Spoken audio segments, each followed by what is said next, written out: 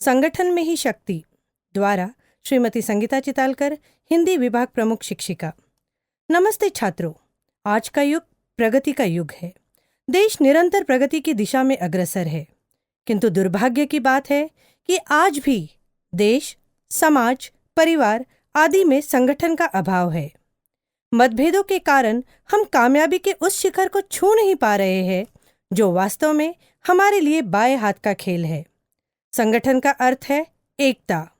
एकता में अटूट शक्ति होती है। चाहे कक्षा हो, समाज हो या देश, उसकी सर्वांगीण प्रगति के लिए लोगों में एकता का होना बेहद जरूरी है। यदि मित्रों में, परिवारों में, समाज में एकता ही नहीं होगी तो शत्रु उसका पूरा फायदा उठाकर हमें तितर बितर कर देगा। छात्रों, प्रगति का मूल मंत्र ही संगठन है। समस्या चाहे कितनी ही संकीर्ण क्यों ना हो, संगठित होकर प्रयास करने पर उसका हल अवश्य हासिल होगा। विपरीत परिस्थितियों का सामना विचारों के आदान प्रदान एवं निडरता से करने पर राह आसान हो जाती है। आप जानते हो कि चाहे क्रिकेट का खेल हो या हॉकी का, यदि एक भी साथी सहयोग ना दे, संगठित होकर ना खेले तो जीती बाजी भी हम हार जाते हैं। पशु पक्षी भी संकट के समय एक होकर दुश्मन से लड़ते हैं। आपने बचपन में चिड़ियों का बहेलियों के बिछे जाल में फंसे जाने पर बिछे जाल समेत उड़ने की कहानी पढ़ी ही है। हमारे बुजुर्ग तो हमेशा ही से कहते आ रहे हैं, एक अकेला चना भाड़ नहीं फोड़ सकता है। अतः चाहे खेल का मैदान हो, मित्र परिवार हो, चाहे रिश्ते निभाने हो या देश को विकास की राह पर ले जाना हो, हमें हर क्षेत्र में संगठित होकर रहना होगा। छात्रों, आप युवा पीढ़ी हो, देश की सबसे अमूल्य धरोहर हो। आपके वर्तमान संस्कार एवं विचार आपके भविष्य को आकार देने वाले हैं। अतः आपको संगठन की ताकत को समझना बेहद जरूरी है। तभी आप हर रिश्ते की कड़ी को मजबूत कर पाओगे, अपने देश को मजबूत कर पाओगे। मत भूलो कि संगठन ही जीवन की आधारशिला है। तो आओ ले एकता का संकल्प, सामाजिक एवं देश की प्रगति का नहीं कोई विकल्प।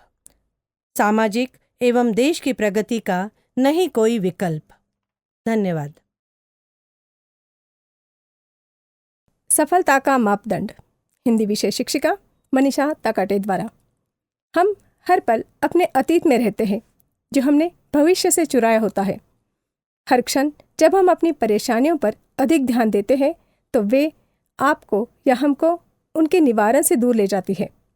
जीवन में हम जो चाहते थे पर नहीं हुआ, उसके बारे में सोचते रहने से हम अपने जीवन में उन बातों को होने से रोकते हैं जिनकी हमको हमेशा से चाह थी। यह सत्य है कि हम जिसके बारे में हर वक्त सोचते हैं वही बनते हैं।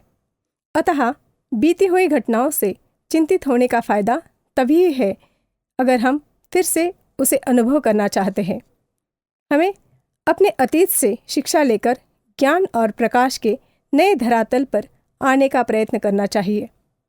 जीवन की सबसे दुखद घटनाएं जीवन के सबसे बेहतरीन अवसरों का रास्ता खोलती है।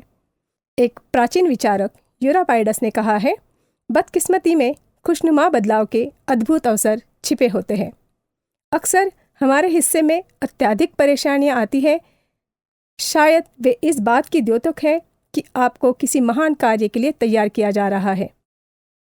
इन परेशानियों का सामना करके हमें उस काम के लिए बेहतर ज्ञान और सामर्थ्य प्राप्त करना होगा।